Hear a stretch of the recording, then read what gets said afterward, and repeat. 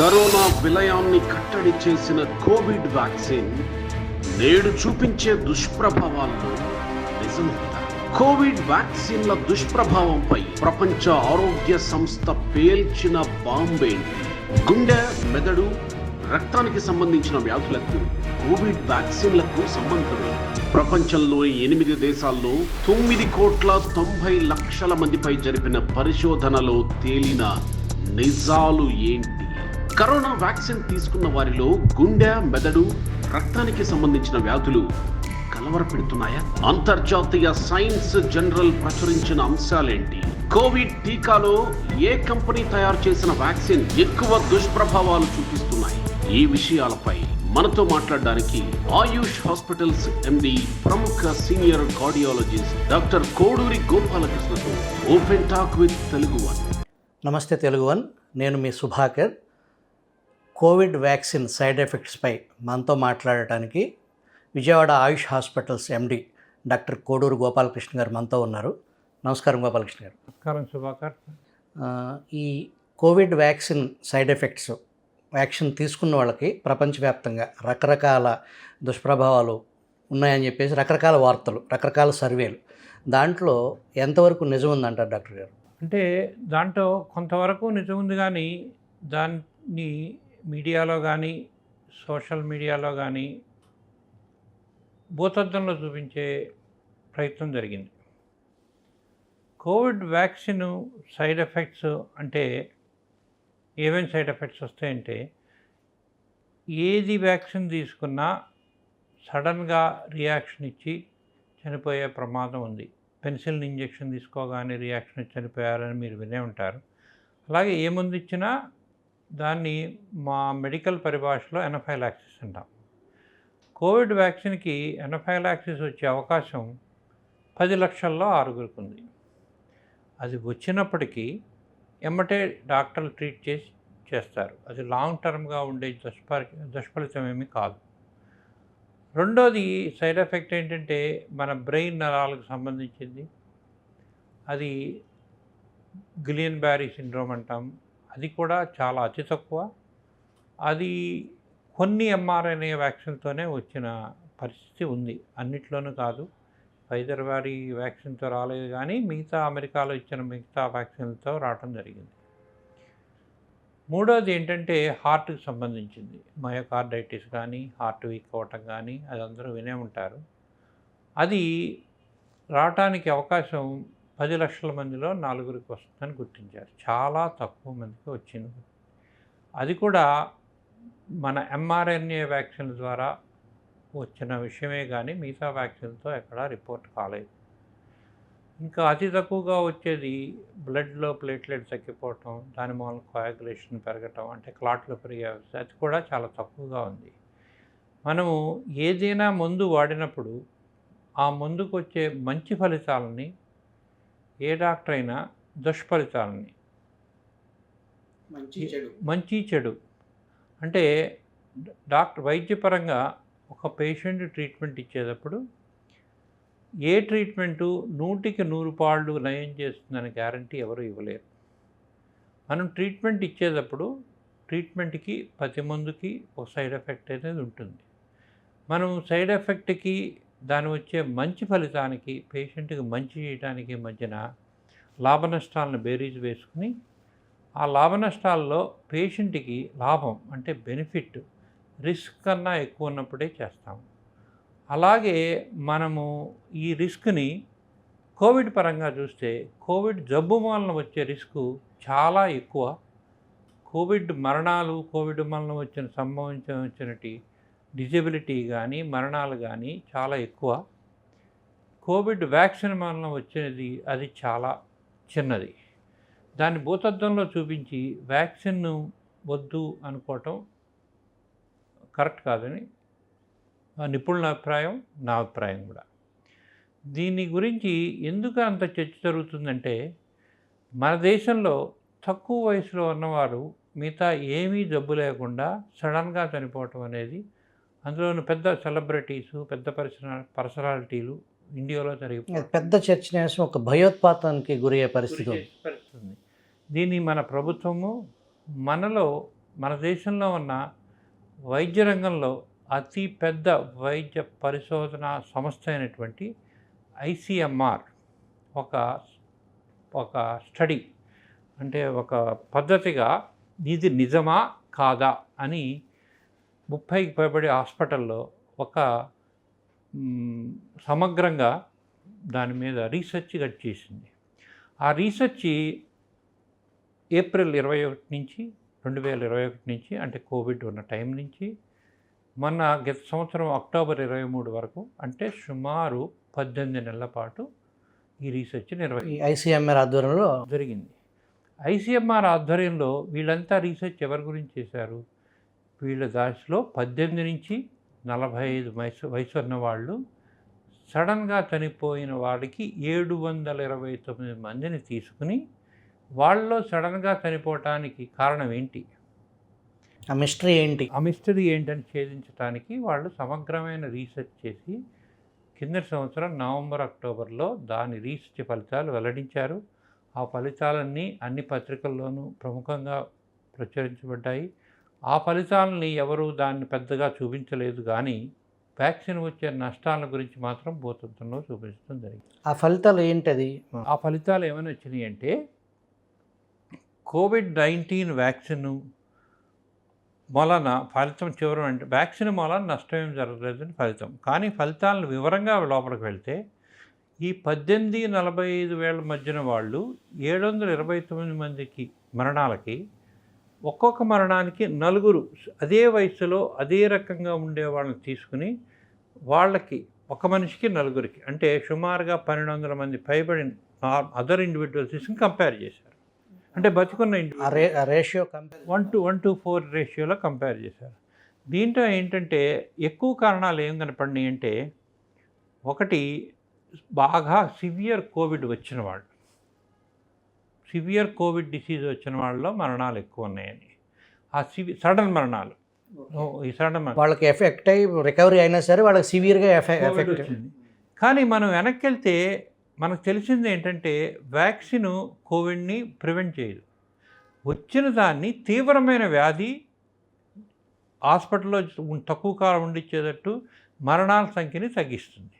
వీళ్ళందరూ Covid vaccine తీసుకుని ఉంటే ఆ మరణాల సంఖ్యను తగ్గించేది. సివియర్ కోవిడ్ వచ్చేది కాదు, మరణాలను తగ్గించేది వెనక్కి.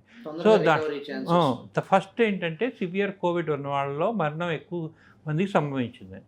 రెండోది ఏంటంటే స్మోకింగ్ చేసే వాళ్ళలో మరణం ఎక్కువ సంబంధించిందని. స్మోకింగ్ వచ్చిన వాళ్ళలో ఎంత రెట్లు, 2 రెట్లు ఎక్కువ మరణం సంభవించిందని తెలిసింది. అలాగే ఫ్యామిలీ హిస్టరీ, అంటే వాళ్ళ జన్యుపరంగా వాళ్ళ రక్త సంబంధికుల్లో ఈ గుండె జబ్బులు ఉన్న వాళ్ళకి మరణాలు ఎక్కువ సంబంధించి. ఎన్ని రెట్లు ఎక్కువ? 3 రెట్లు ఎక్కువ. అలాగే బింజ్ డ్రింకింగ్, అంటే ఏదైనా సబ్స్టెన్స్ అబ్యూస్, అంటే మాదక ద్రవ్యాలు తీసుకోవటం కానీ, మీరు కొంతమంది ఈ దీంట్లో కోవిడ్ వచ్చిన తర్వాత ఎక్కువ ఎక్సర్సైజ్ చేసి, ఈ మన కొన్ని రాష్ట్రాల్లో చేసిన డ్యాన్సులు పెళ్ళికి వాటికి చేసినప్పుడు ఎక్కువ ఎక్సర్సైజ్ చేసి దాంట్లో సబ్స్టెన్స్ అబ్యూస్, ఆల్కహాల్ కానీ ఏదైనా మాదక ద్రవ్యాలు కానీ చేసిన వాళ్ళలో దీంట్లో ఎన్ని రెట్లు ఎక్కువ? 6 రెట్లు ఎక్కువ.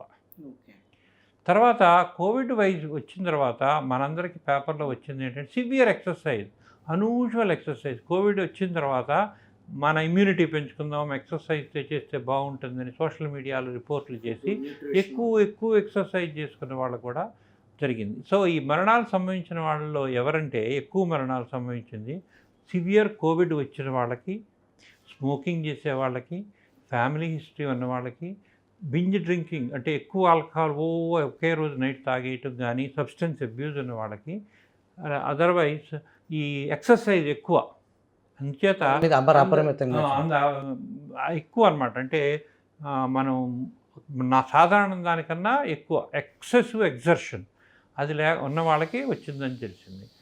దీంట్లో ఇది కోవిడ్-19 మరణాలు కాదని శాస్త్రీయంగా మన దేశంలో ఉన్న అతి వైద్య పరిశోధనాత్మక సంస్థ అయినటువంటి ఐసీఎంఆర్ 18 నెలల పాటు 729 డెత్తులు చూసి వాటి కారణాలను చూసి నిర్ణయించింది. ఇది మన దేశంలో, మనం విదేశాలకు వెళ్ళటం ఎక్కడో జరిగిన దానికన్నా మన దేశంలో జరిగింది. గవర్నమెంట్ మంచి సంస్థ, ఇండిపెండెంటు, దాంట్లో గవర్నమెంట్ పరిధి ఏమీ లేదు. 30 పైబడి హాస్పిటల్లో చేసింది కాబట్టి దాన్ని డెఫినెట్గా మనకి ఒక సైంటిఫిక్గా ప్రూఫ్ ఉంది. కోవిడ్-19 వ్యాక్సిన్ మూలాన కాదు, జబ్బు మిగతా లక్షణాల వలన ఈ యంగ్ పీపుల్లో ఎక్కువ మరణాలు సంభవించినాయి అనేది మనకు తెలిసిన ఈ వెస్ట్రన్ కంట్రీస్లో ఆ మరణం కానీ జననం కానీ దానికి ప్రాపర్ రికార్డ్ అనేది ఒకటి మెయింటైన్ చేస్తారు. ఇక్కడ మన దేశంలో పరిస్థితి ఆ మరణాలు కానీ ఈ ఎఫెక్టెడ్ అయిన రోగులు కానీ ఆ డేటా అంత ఖచ్చితంగా నిక్కచ్చిగా నమోదైందంటారా? మన దేశంలో డెఫినెట్గా పూర్వం కన్నా రాష్ట్ర ప్రభుత్వం కానీ కేంద్ర ప్రభుత్వం కానీ తీసుకున్న చర్యల వలన మరణాలు వీటి ప్రాపర్గా అనేది డెఫినెట్గా పూర్వం కన్నా ఇప్పుడు చాలా ఇంప్రూవ్ అయింది. కానీ మనము మిగతా దేశాలు, పాశ్చాత్య దేశాలు, ఇంగ్లాండ్ లాంటి వాళ్ళ దేశాల స్థాయికి వెళ్ళలేదు, కానీ ఆ దిశలో డెఫినెట్గా ముందుకెళ్తున్నాము. కానీ మనకి లేనిదాన్ని ఊహించుకుని ఉన్నదాన్ని గురించి, ఉన్న సత్యాలను గురించి మర్చిపోవటం కరెక్ట్ కాదు. ఫ్యాక్ట్స్ని వదిలేసి ఏదో ఊహకు అందిన దాని గురించి మనం ఇమాజిన్ చేసుకోవటం, భయాలు, అపోహలు దీనికి ప్రధాన కారణం. డెఫినెట్గా నా ఉద్దేశంలో ఏ ముందైనా సైడ్ ఎఫెక్ట్స్ ఉంటాయి. ఆ సైడ్ ఎఫెక్ట్స్ అనేవి నేను ఇందాక చెప్పాను, 1 మిలియన్లో అంటే 10 లక్షల్లో ఒక సింగిల్ డిజిట్లో సైడ్ ఎఫెక్ట్స్ రిపోర్ట్ చేశారు. దాన్ని మనం భూతద్దంలో చూసి దానికోసం మంచిని చేసుకోకూడదు. ఏదైనా ఇప్పుడు పెన్సిల్ని వైద్యం చేయించుకున్నప్పుడు 1,00,000 మందిలో ఒకళ్ళకి రియాక్షన్ వచ్చిందని పెన్సిల్ని ఇవ్వటం మానేశారా? పెన్సిల్ అనేది వైద్యశాస్త్రంలో కనుక్కున్న అతి పెద్ద మందు.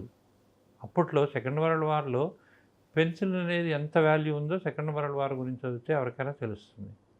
దానికి సైడ్ ఎఫెక్ట్స్ అనేది సంజీవిని, మృత సంజీవి, మీరు అన్నట్టు సంజీవిని లాంటిది.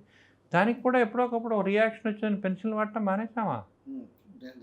రియాక్షన్ సమ్ పర్సంటేజ్, బట్ దాని ప్రయోజనాలు, విస్తృత ప్రయోజనాలు మనము ఫార్మకాలజీ టెక్స్ట్ బుక్ అంటే ఈ ఔషధాల గురించి రాసే శాస్త్ర దీంట్లో 10 మందికి సైడ్ ఎఫెక్ట్స్ ఉంటాయి, 10 మందికి వాంతి వికారం రావచ్చు అని ఉంటుంది. అని మందులు మానటం మానలేదు కదా. మనం మందులు మనకి ఏమి ఆలోచించాలంటే మందుల వలన మనకు మంచి జరిగేది చాలా ఎక్కువ, అనేది చాలా తక్కువ. కాబట్టి మనం ఆ రిస్క్ బెనిఫిట్ రేషియో ఆలోచించి డెఫినెట్గా మనం మందు తీసుకోవటమే మంచిది అనేది అందరూ నమ్మింది, అందరూ మనం రోజువారీగా మనం ఫాలో అయ్యేది అదే. ఈ వ్యాక్సిన్ అనేది పూర్తి స్థాయిలో ప్రోత్సహించదగింది. వ్యాక్సిన్ కంపల్సరీగా వ్యాక్సినేటెడ్ అవ్వాలి దేశం. మన దేశం అంటే మనకి కోవిడ్కి సంబంధించిన యాంటీబాడీసు వ్యాక్సిన్ వల్ల కానీ, కోవిడ్ ఇన్ఫెక్షన్స్ వల్ల కానీ అందరిలోనూ చాలా ఎక్కువగా ఉన్నాయి ఇప్పుడు మొట్టమొదటి కన్నా. అదే రకంగా WHO కానీ వివిధ పరిశోధనాత్మక సంస్థలు కానీ కోవిడ్ వ్యాక్సిన్ కూడా దాని రూపురేఖలు దాన్ని బట్టి మార్చడానికి ప్రయత్నిస్తున్నాయి. మనము ఇన్ఫ్లుయెంజా అనేది ఇటువంటి కోవిడ్ లాంటి వైరస్ వలన వచ్చింది. ప్రతిరోజు అది వ్యాక్సిన్ ఇన్ఫ్లుయెంజా స్ట్రెయిన్ మారిపోవటం వల్ల ప్రతి సంవత్సరం కొత్త వ్యాక్సిన్ వస్తూ ఉంటుంది. అలాగే కోవిడ్ వ్యాక్సిన్లు కూడా ఇప్పుడున్న వ్యాక్సిన్ తర్వాత వచ్చే కోవిడ్కి పనికి రాకపోవచ్చు, అందుచేత వేరే వ్యాక్సిన్లు మార్చుకోవాలనేది WHOకి సంబంధించిన సంస్థ, దానికి ఉన్న ఒక సబ్సిడరీ బాడీ ఆ వ్యాక్సిన్ ఎలా మార్చుకోవాలనేది జరుగుతూనే ఉంది. ఇప్పటికీ WHO కానీ, వరల్డ్ హెల్త్ ఆర్గనైజేషన్ కానీ, అమెరికాలో ఉన్న సెంటర్ ఫర్ డిసీజ్ కంట్రోల్ కానీ, అలాగే NIH national institute of health కానీ, అలాగే మన దేశంలో ఉన్న ICMR కానీ వ్యాక్సిన్ని కొంతమంది, అందరినీ కాదు కొంతమంది పీపుల్లో డెఫినెట్గా రికమెండ్ చేస్తున్నాయి. ఇంతకుముందు వ్యాక్సిన్ ఎక్స్పోజ్ కాని వాళ్ళు, కొత్తగా ఉన్నవాళ్ళు, ఇమ్యూనో కాంప్రమైజ్డ్, ఎక్కువ వయసు ఉన్నవాళ్ళు, ఇంతకుముందు వరకు వ్యాక్సిన్కి ఎక్స్పోజ్ కాకపోతే వ్యాక్సిన్ చేసుకోమని చెప్తున్నాయి.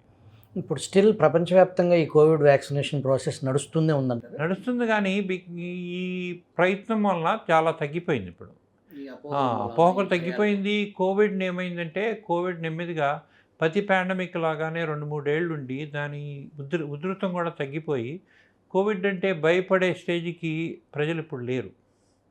కోవిడ్ కూడా మనకి ఎలా మారిపోయిందంటే కామన్ కోల్డ్ లాగా మారిపోయింది. కోల్డ్ వస్తుంది, తగ్గిపోతుంది, కోవిడ్ వచ్చినా తగ్గిపోతుంది. ఇదివరకైతే మనం 3 ఏళ్ల క్రితం కోవిడ్ వచ్చినప్పుడు ఆ మనిషిని దగ్గరికి వెళ్ళటానికే భయపడేవాళ్ళం. ఇప్పుడు కోవిడ్ వచ్చినా మనం పట్టించుకోకుండా తిరుగుతున్నాం.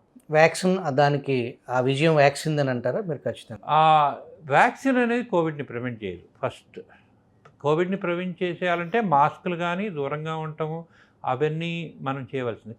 వ్యాక్సిన్ ప్రివెంట్ చేసేది ఏంటంటే కోవిడ్ వచ్చిన తర్వాత జబ్బు తీవ్రత రాకుండా మరణాల సంఖ్య తగ్గించడం అనేది వ్యాక్సిన్ పని. ఆ వ్యాక్సిన్ మూలాన కోవిడ్ని రావటం అరికట్టడం అనేది అపోహ. వ్యాక్సిన్ తీవ్రతను తగ్గిస్తుంది, వ్యాధి తీవ్రతని తగ్గిస్తుంది, మరణాల సంఖ్యను తగ్గిస్తుంది. అంచేత నేను చెప్పేది ఏంటంటే కోవిడ్ వ్యాక్సిన్ వలన చెడు చాలా తక్కువ, మంచి చాలా తక్కువ. అతి తక్కువ సమయంలో వైద్య శాస్త్రం గర్వించదగ్గ విజయాల్లో కోవిడ్ వ్యాక్సిన్ని ఒకటి దాన్ని మన భారత ప్రభుత్వం గుర్తించి ఆ వ్యాక్సిన్ చేసిన వాళ్ళని కానీ దానికి ఉపయోగపడిన సంస్థలను కానీ దాని తగిన రీతిగా సత్కరించింది.